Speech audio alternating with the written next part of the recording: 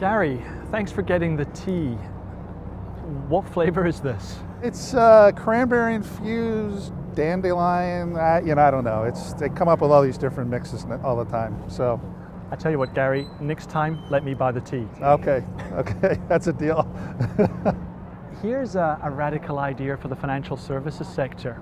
Let's put the customer first. It seems like quite an oxymoron, because what I learned at business school was that you put the customer at the heart of your business, you serve him or her well. That invokes loyalty, it invokes trust, and dare I say, repeat business over time. But here we have in the US, the Department of Labor passing a new regulation, April 2016, telling the financial services sector to put the customers first. I think it is a good idea to start off. I mean, you started with that comment. I think you're right. I think that most of, if not the entire industry, agrees with that. It's how you do that, right? It's about execution. It's a good idea, and I would say the industry has been moving more and more in the direction that this rule is pushing, in that acting in the best interest of the client, being clear and transparent, is very much a part of the culture of financial services. But because the federal government is saying put customers' best interests first, I guess the corollary to that is customers' best interests weren't being put first. What's happening in the industry?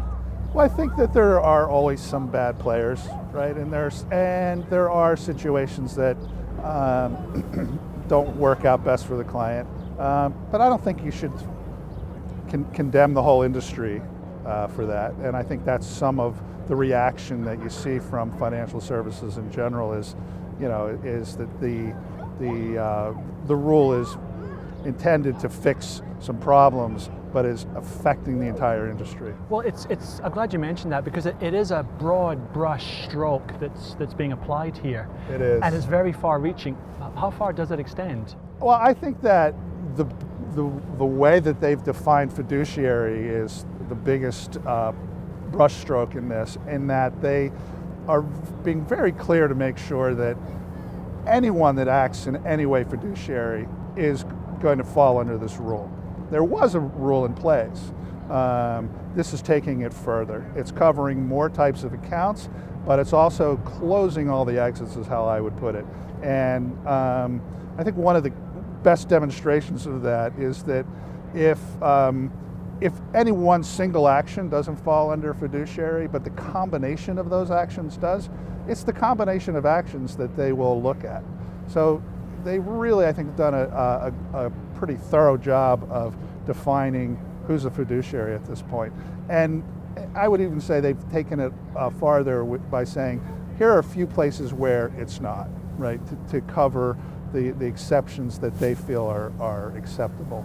So help me understand this a little.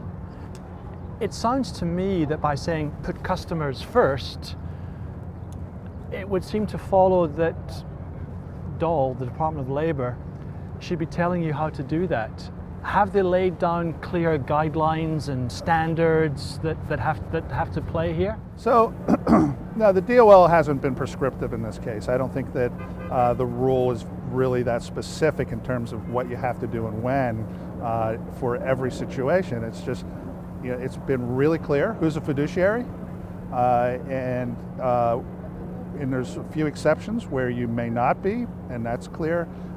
They've had rules in place before for fiduciary. This is tightening it up a lot, and I think it's very clear that most people involved in servicing a retirement account are going to be qualified as a fiduciary. The industry is still really, I think, trying to figure out what it means for them individually. There's a lot of work being done right now to what do I have to do? What do I have to change? And it's because it's not that clear. It's not that prescriptive. So Gary, the question I have, and it's always tricky, is that what I think is in your best interest or what you think is in my best interest might not be the same. So I guess looking at what the Department of Labor are trying to achieve, I'm left to worry, well, that's subject to a lot of interpretation, or firms themselves working out what they consider to be the client's best interests. With that sort of gap of uncertainty, how's that going to work practically? Yeah, I think that whole idea of best interest, I would say there's a somewhat simplistic view on the part of the DoL in this. I want to buy a pack of gum, and here's my dollar to pay for it. What's interesting is this industry has been moving in the direction of more and more customization at the client level, really looking at what the client's needs are and tailoring solutions to the client. And I think it's because no one investor is the same, right? People have different needs and requirements, and so I think that there's some conflict in that. Gary, in the UK, we've gone through this process called RDR, kicked off a couple of years ago, and its focus is to promote suitability. In other words, to have the customer's best interest at heart, and at the center of everything advisory firms do. It's about making sure that the investment or the set of investments that the retail investor is being advised to take up is suitable and appropriate. How is that working here in the US? A lot of the retail private client investing has been moving in that direction around suitability. My career has been very much involved in something called managed accounts, advisory business, where that is how the relationship starts, is in profiling the client, determining suitability, risk tolerance, and making sure that they end up an investment that's right for them and their goals. The latest movement has been toward something called goals-based investing, which is even taking it further to say, what are you trying to achieve for yourself, and making sure that your investments are aligned to that. There's a lot of that already happening in the industry, and if you look at a lot of the bigger brokerage wirehouses, that is their primary business model at this point. The commission business has been fading for some time. You won't see a lot of FAs in the big four making their living off of a commission-based business. Most of them are fee-based and advisory-based. So just on that point, is this the death of commission-based selling? I think it's pushing it further down that path, yes. I think that's been happening anyway, at least from an advice basis. If you want to do commissions trading, there's so many discount brokers out there that you can do that. And sometimes clients want to have some money that they sort of play with, right? They hear an idea, they want to follow something. Most advisors will support that happening with the client and make that, but it's not the primary way that they're being invested, and it's not the primary way that their goals are being met. It sounds so simple. The answer is the client's best interest.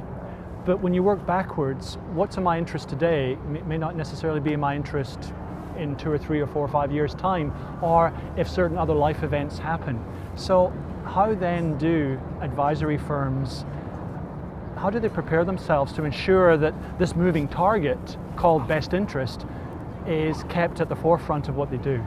Yeah, I think that look, and that's where that idea of buying a pack of gum becomes a problem, because it is an ongoing relationship, right? It's not a one-time thing. You're not buying a car, right? You're buying into a long-term relationship. Your goals change, they evolve, things happen, right? People get divorced, things change in people's lives all the time, and I think that is the foundation again of a lot of the approach that firms have been taking, is along the lines that we need to always be looking at the plan and evaluating it and updating it to make sure it's still aligned to what you are saying you want to achieve from your investments. So again, I think it's baked into a lot of the approach that firms have been taking in that they view it not as a product but a process. One of the things that we're seeing in the UK following RDR is that it certainly brought down the cost, certainly of some of the financial products that are out there. But what RDR still hasn't been able to solve, it hasn't cracked the nut, is we still have this advice gap. it's almost an unintended consequence of let's get rid of commission-based selling. Let's put the customer at the heart of everything we do.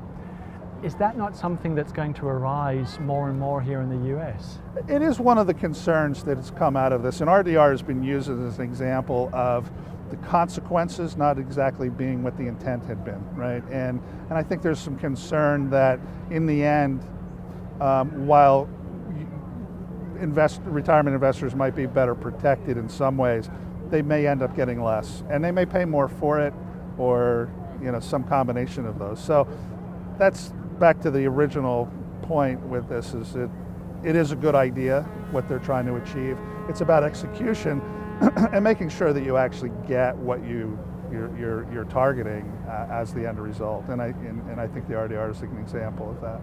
So taking a step back, this goes live in the US end of Q1 2017, is that right? That's right, April 17th, I think. So it's into Q2. Yeah. That's what, 10 months away? 9 Yeah, months it's away? coming fast, yeah. Is the industry going to be ready for it? It's going to have to be. I mean, I think there isn't a lot of room in this at this point. This has been a process over a number of years, really. The industry has had time to anticipate this coming. There are challenges out there to it right now. There's 5 or 6 lawsuits that have been filed, but I'm not reading anything that makes me think that they'll succeed. So I think the industry has to accept that this is coming, and it's going to take a lot of work. It's going to be a big challenge for them. And again, the industry is not uniform.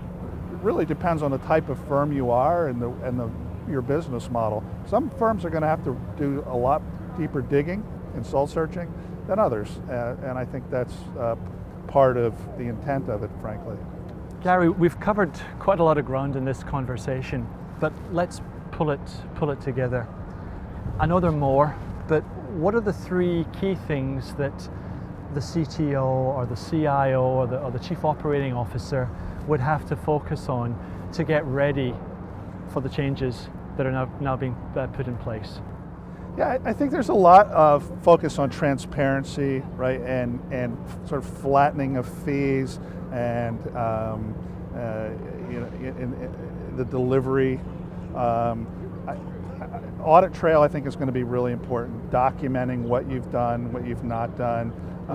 So having the systems in place to do that, being prepared to change pricing schedules if that's part of this, compensation plans, but I think infrastructure-wise, it's really going to be about making sure that you have the right tools in place to give that advice, and more importantly, document it.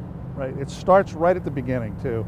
It doesn't start once you're invested. It starts with that first conversation, and so really being clear about what you're proposing and why, and rationalizing those things, and again, tracking it, keeping track of that relationship right from the beginning, I think is going to be a challenge for a lot of firms to make sure they've captured all of that and maintain it. So, Gary, just a final question. With all these changes that are required, and there's still a lot to be done in a fairly short period of time, are we going to be seeing consolidation then in this part of the market? I think there will be consolidation for sure. And I think some firms are going to have to make a decision about whether they stay in this business, at least in their existing model. They might really need to rethink how they do business. I also think that you're going to see, for some firms, some significant changes in their infrastructure, in their operating model, and real changes in the underlying systems that they're using and the types of tools that they employ. I think there's going to be a lot of shift and change around that. There's been a movement away from product silos over the years and a more unified approach in terms of platform. I think this is going to accelerate that as well. So I think it's got the potential to be a big changer in more than just one way. Gary, thanks so much for joining me today. I'm buying the tea the next time. Please, please. Thank you very much.